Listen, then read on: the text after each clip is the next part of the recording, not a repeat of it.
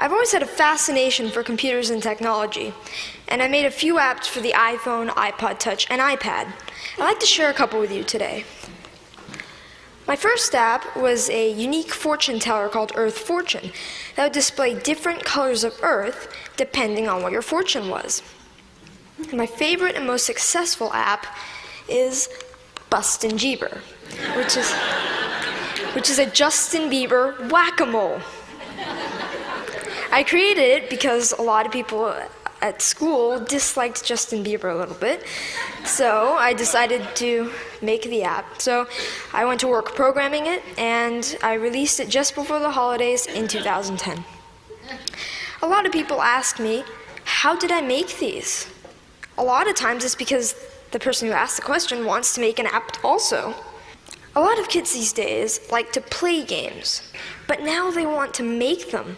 And it's difficult because not many kids know where to go to find out how to make a program. I mean, for soccer, you could go to a soccer team. For violin, you could get lessons for a violin. But what if you want to make an app?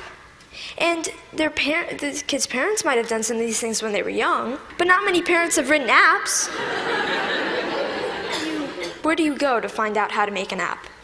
Well, this is how I approached it. This is what I did. First of all, I've been programming in multiple other programming languages to get the basics down, such as Python, C, Java, etc. And then Apple released the iPhone, and with it, the iPhone Software Development Kit. And the Software Development Kit is a suite of tools for creating and programming an iPhone app. This opened up a whole new world of possibilities for me. And after playing with the Software Development Kit a little bit, I made a couple apps. I made some test apps. One of them happened to be Earth Fortune, and I was ready to put Earth Fortune on the App Store. And so I persuaded my parents to pay the $99 fee to be able to put my apps on the App Store. They agreed, and now I have apps on the App Store. I've gotten a lot of interest and encouragement from my family, friends, teachers, and even people at the Apple Store, and that's been a huge help to me. I've got a lot of inspiration from Steve Jobs. And I started an app club at school, and a teacher at my school is kindly sponsoring my app club. Any student at my school can come and learn how to design an app. This is so I can share my experiences with others. There's these programs called the iPad Pilot program, and some districts have them. I'm fortunate enough to be part of one. A big challenge is, how should the iPads be used, and what apps should we put on the iPads?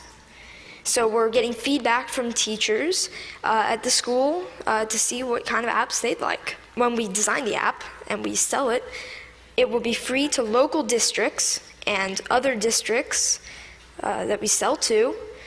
All the money from that will go into the local ed foundations.